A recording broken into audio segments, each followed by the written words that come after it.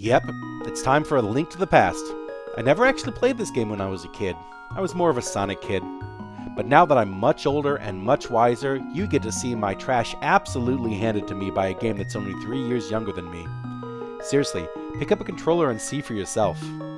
The name my chat picked for me was SpongeBob. But because that's too many letters for 1991 to handle, we shifted name to Sponge. Let the legendary tale of Sponge begin. Huh? We start by our uncle telling us he's going to go save a princess. Honestly, that's probably the same excuse my father gave me, and most likely why I'm being raised by my uncle in the first place. We get the first item, the lamp.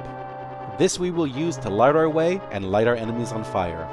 Uncle should have probably took this to prevent what happened next. Not 30 seconds later, we find Uncle. He's fallen and he can't get up. Don't know what he died from though. He gives us the sword, and we promptly never speak to him or about him ever again. Here is me killing the first enemy. While I do that, I want to talk about the biggest foe in this game, movement. This game allows you to move in all 8 ordinal directions, but you cannot strike in all 8, just 4, north, south, east, and west. This doesn't sound strange, but trying to get close enough to hit was much harder than I thought. Into the castle, and we get our first cinematic zoom. In said castle, we encounter our first warning indicator. This really annoying sound is a staple of any Zelda game. It's also going to be a staple of this run as well, so you better get used to it. We also stop to pick up the map after what has to be the easiest fight ever recorded. And not soon afterwards, we face the first of many unfortunate deaths. Seriously, this game is hard. You try it. No excuse for that one at all. The second real item that we pick up is the boomerang. This item kills smaller monsters, but then also stuns bigger monsters. This also allows us to beat someone to death while they are powerless to stop it. Like so. Anyways, we open up the princess's prison, loot the chest, then see if she's okay. This is the proper order. Princess tells us some slop, and then asks if we understand it. This is weird, isn't it? Like, why do we need a text confirmation for some backstory? Like, we didn't understand what was going on despite the fact that we are here, but also, this sort of thing props up multiple times in the story. Ugh, anyways, rant over. She follows us out. Fuck the police. And with the help of Peach Hulk, we're able to find a new way out of the castle, despite the fact that we can literally just take the front door. And if we thought that the guards were hard to kill with the boomerang, these rat Tonys are even worse. Walking into a fraternity as a cute college-days girl be like? After struggling with the local sewer wildlife for what seemed like entirely too long, we make it back to a naturally lighted dungeon. In this room there are 2 bombable walls. Weird that the game wants us to use bombs when we don't have bombs this early. We'll just have to come back and see those later. Sponge never found a way back. To this day, these walls stand unbombed, forever a secret to everyone. After promising to go back to that room, we exit out the back of a convenient and secret direct route this old man had to Zelda's bedroom. He tells us of some awful plot stuff that I literally cannot remember while writing this script, nor did I want to read it while cutting the video. And away we go. We are finally free to do what I lovingly call, do random bullshit till we remember there's a quest we have to do.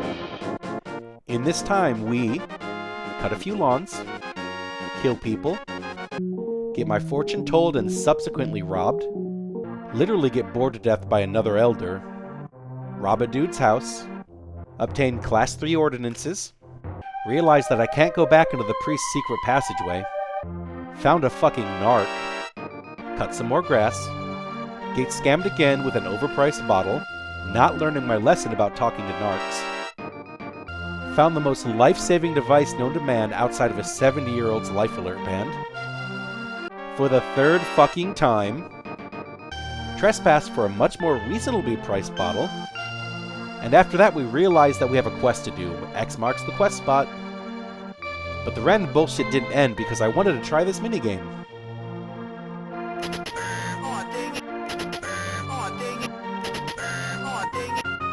And then I do this about 20 times.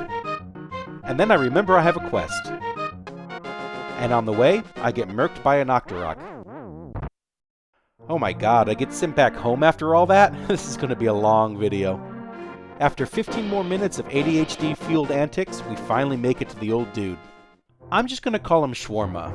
There is no way at all that I will be able to pronounce his name. If someone in the comments could tell me how to do that, I would be grateful.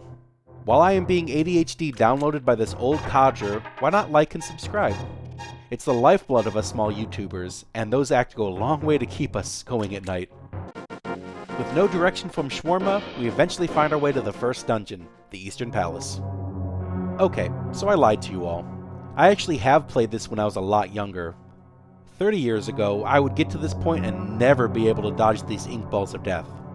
I would try, and for years not be able to get past them. Future me is maybe a little bit better than past me. I find it hard to quiet the screaming demons in my head. I then struggle a bit too hard on these skeletons. Somehow, I already forgot that I had this thing called a boomerang. Until I remember, these dudes are gonna plague me. Very soon after, we find the compass. As a Zelda baby, I really did use the map and compass a lot in this run. I somehow forgot one of Zelda's longest running and most important mechanics. I don't even have an excuse for this.